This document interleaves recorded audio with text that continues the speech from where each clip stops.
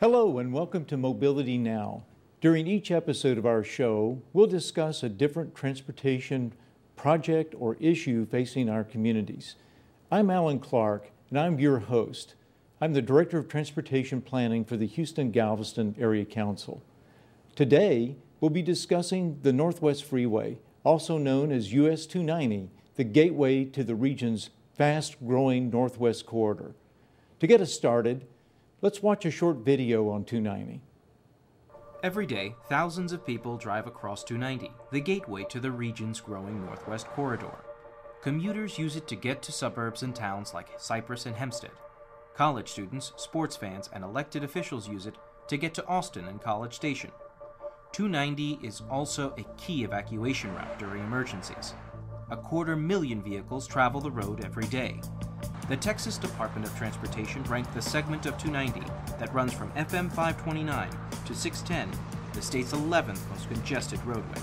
Its peak congestion periods last 6 to 7 hours each day. Also called the Northwest Freeway, 290 in Harris County was designated by the Texas legislature in 2005 as the Ronald Reagan Memorial Highway. The first freeway section of 290 was constructed in 1975. Freeway main lanes were completed just inside Beltway 8 in 1982 and outside Beltway 8 in 2005. The part of 290 located between Loop 610 and Waller, Texas, has already outgrown these improvements. Close to 1 million people live in Northwest Harris County today. In the last 20 years, this area more than doubled in population. As a consequence, the road is also a site of many vehicle collisions. There are approximately 1,400 car crashes on 290 each year. The greater Houston region is expected to grow dramatically in the coming years. Much of that growth will take place within the 290 corridor.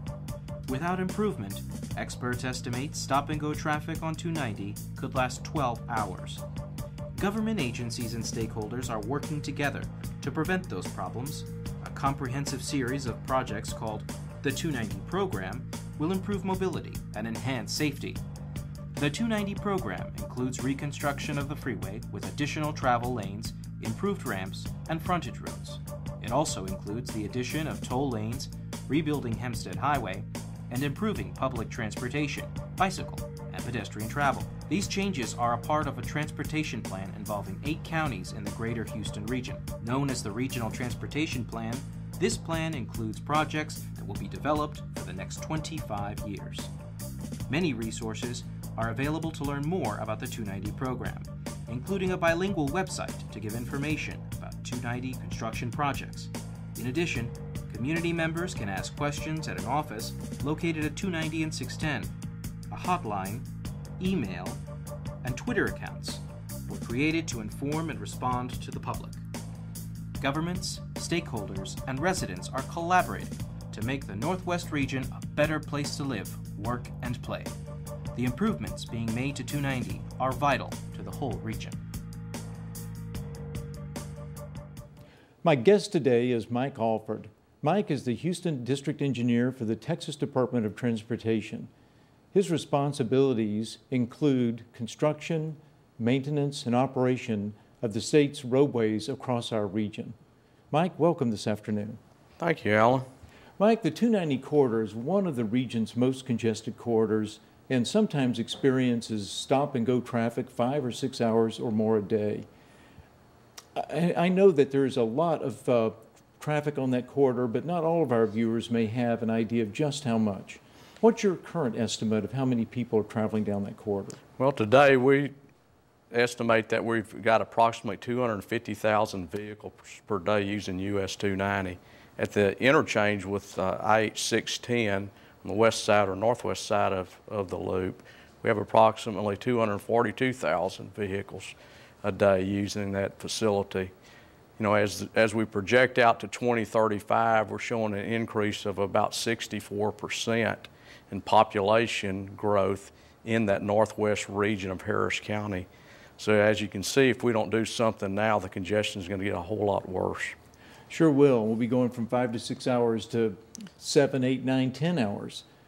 As we heard in the video, parts of the Northwest Freeway were constructed way back in the 1970s.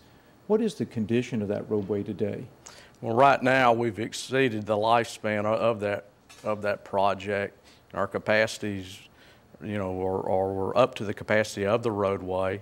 Our pavements are in bad shape out there today, and we need to do something dramatically on that corridor to give the citizens ability to travel and to travel on a good roadway. Mike, a few years ago, TxDOT undertook a major study of this corridor and developed a number of recommendations, some of which weren't even highway recommendations. Could you give me a quick summary of some of those?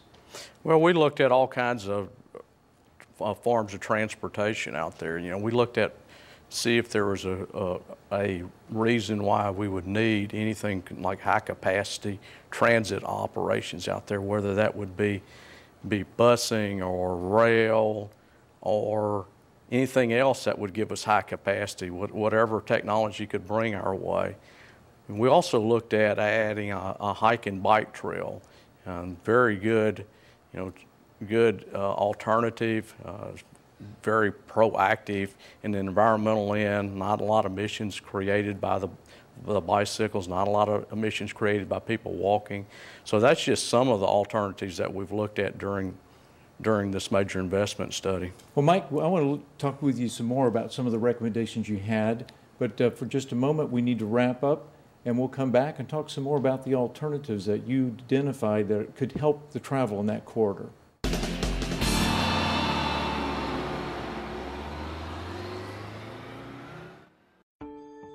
The Houston-Galveston Area Council, or HGAC, is a voluntary association of local governments.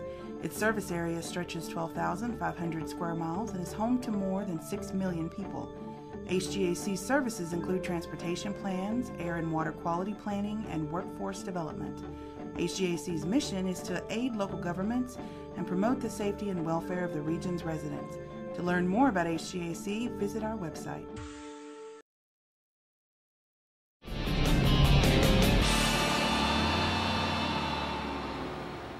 Welcome back to Mobility Now. My guest, Mike Alford of TxDOT, and I are discussing 290, one of the most congested corridors in the state. Mike, we were talking about some of the alternatives that TxDOT identified as potentially being able to reduce congestion in this corridor. And you talked about improvements to the freeway, but there are improvements even on the parallel Hempstead Highway. Is that not right? No, that's correct, Alan. We're working with Harris County Toll Road Authority to look at the Hempstead toll road, and that would be a 23-mile toll road, and in most cases it does parallel run concurrently with the present route along Hempstead. And it would include not only a toll portion of it, but also we would eventually put the managed lanes or something similar to what we have out on the Katy Freeway, where we have both high occupancy vehicles or carpool vehicles and toll together into one facility. Also part of that project would be to continue to provide access to the local businesses with that greater surface streets along the Hempstead corridor. And when you're talking about helping the local businesses, you're also going to be doing some work on the frontage roads along 290, aren't you? That's correct. In most cases, what exists out here today is two lane frontage roads, and in the ultimate configuration, we will have 3 and also 2 lane frontage roads throughout the corridor. So let me see if I've got all this right. Your recommendations include not only improving the 290 freeway and the frontage roads along it, but Hempstead Highway, possibly having a toll road or with managed lanes, the possibility of a major mass transit corridor in the railroad track area of Hempstead. And you've mentioned even some bicycle and pedestrian improvements. Did I get most of it? You got most of it. We are looking at this thing from a multimodal transportation perspective.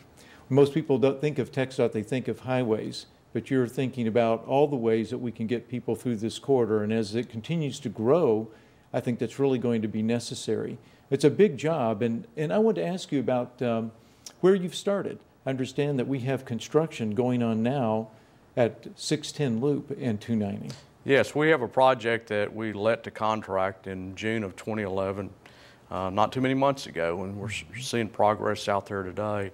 And the project consists of some work that we've got going on. It's also completion of some work that we had previously had done through stimulus dollars, but this project works all the way from the intersection of US 290 back to the east along the North Loop or I-610 all the way back to Ella.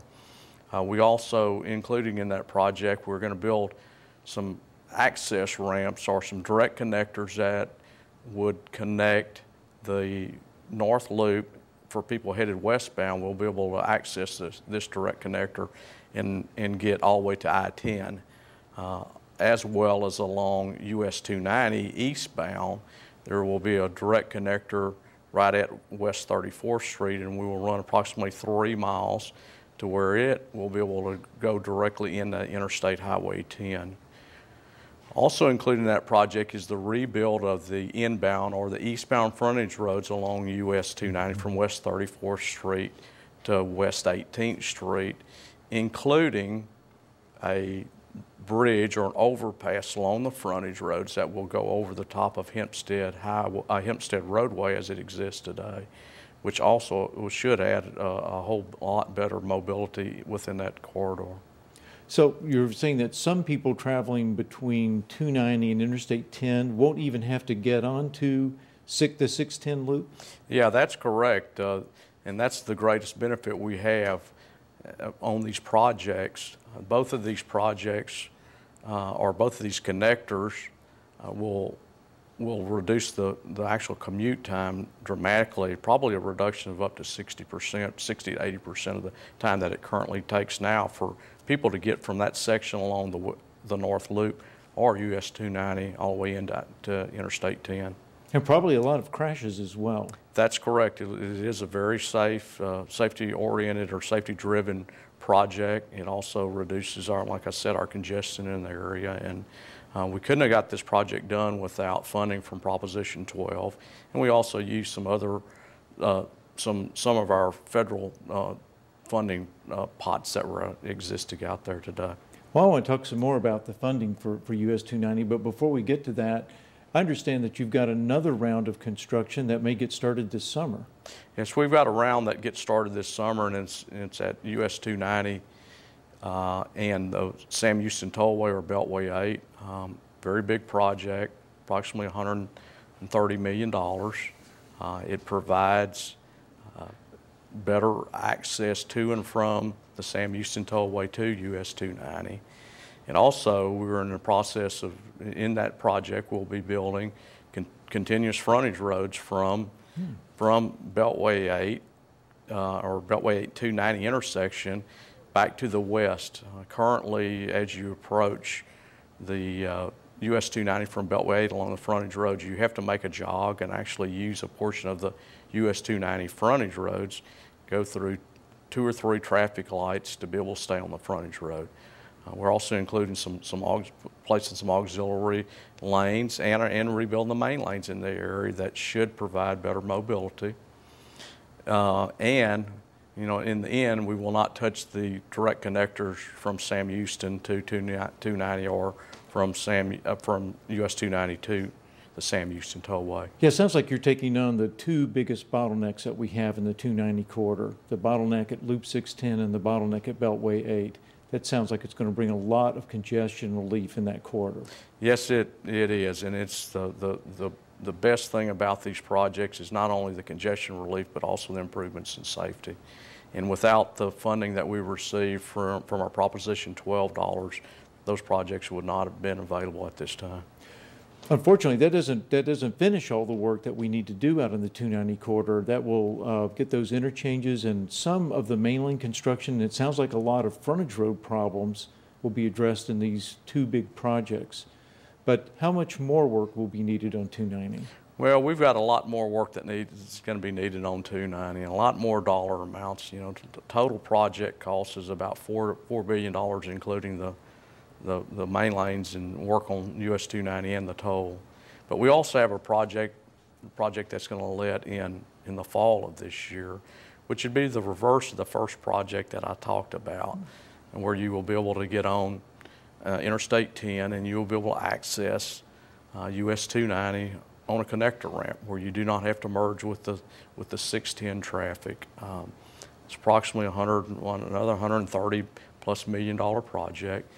And it also provides benefit along the frontage roads. And once again, the frontage roads over Hempstead Road itself, frontage road overpass will be built. And so we will benefit there also for a lot of the local traffic. We'll discuss how you can get involved with those improvements after a short break.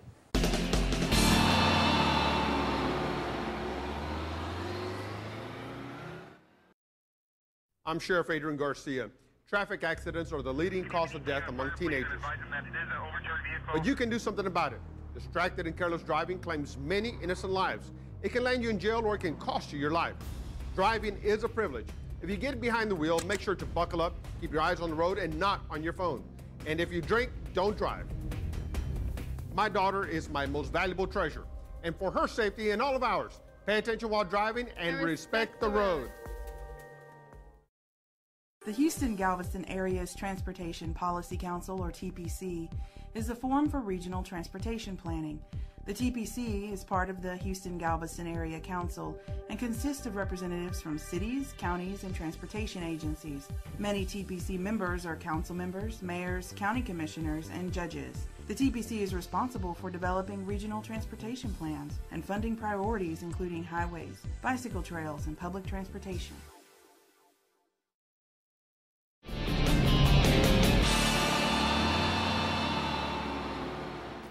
Welcome back to Mobility Now. My guest, Mike Alford of TxDOT, and I are discussing major mobility improvements planned for the Northwest Freeway Corridor. Mike, you mentioned that Proposition 12 bond funds played an important part of the improvements that you're constructing now.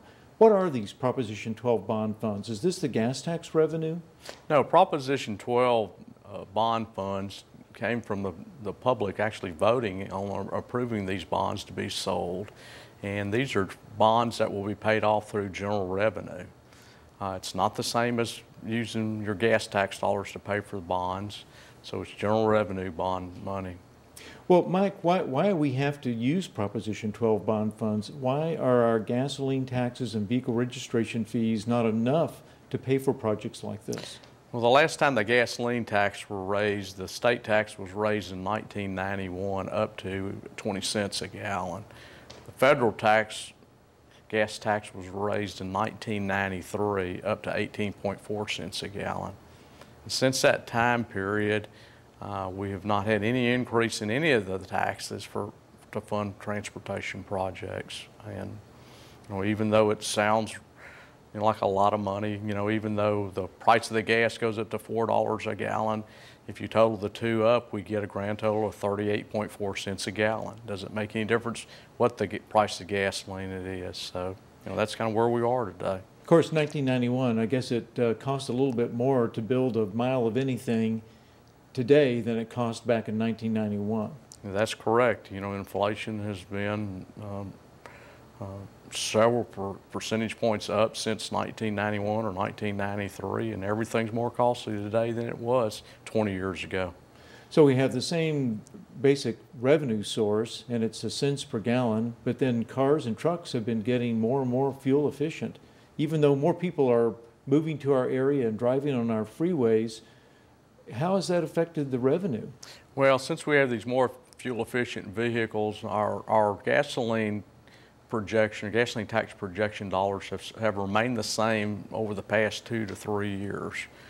Like you were saying, we have an increase in population. We're getting approximately 1,000 people a day are moving to Texas. So we've got a lot more vehicles on the road, but these vehicles are more efficient. So the amount of gasoline tax we collect is the same over the past 3 years. In the diesel tax realm, due to the economy, the amount of diesel tax we've been collecting has actually decreased the past couple of years. So more people driving on the highways, but about the same amount of money to fix them, and it costs a lot more to make those repairs or those improvements than it did 20, 30 years ago. Well, the Proposition 12 bond program that was approved by voters, that's providing funding for these two areas of improvement up at Loop 610 and at the Beltway 8 interchange.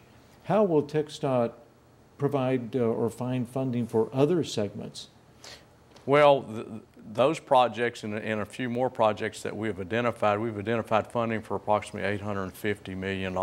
And this project is a little bit over $4 billion, so we have a very large funding shortfall for this project. Only about 25%. Now, will TxDOT be the agency that implements all of those improvements for the $4 billion you mentioned? No, we also are working in partnership with Harris County Toll Road Authority, and they will implement the toll section or the managed lane section along Hempstead. But we also have cities that are having to pay funds for utility relocations. The City of Houston, Jersey Village, some municipal utility districts that also are paying for the relocations. But still, not all that $4 billion will be made up from those participating agencies, as important as they are. How much do we have unfunded on the 290 corridor?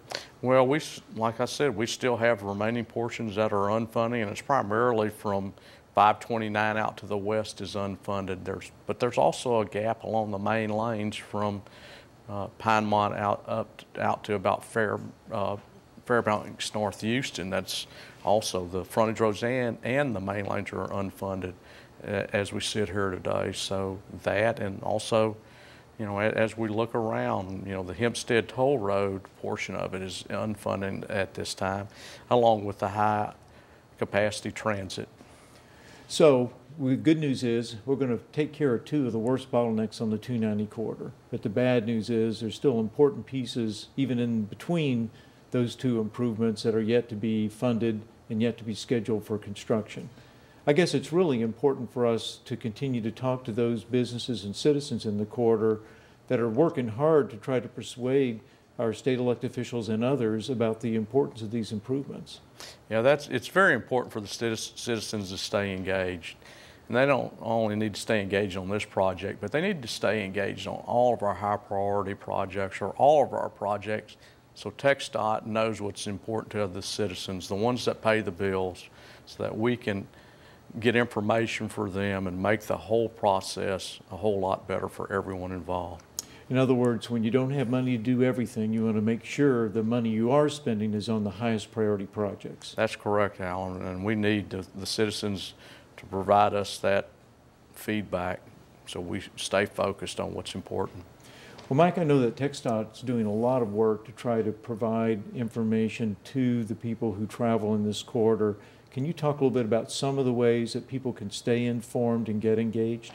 Probably the easiest way to get all the information they want to do is to go to our website for the US 290 project, and it's www.my290.com. And we also on Twitter, it's My290 Houston.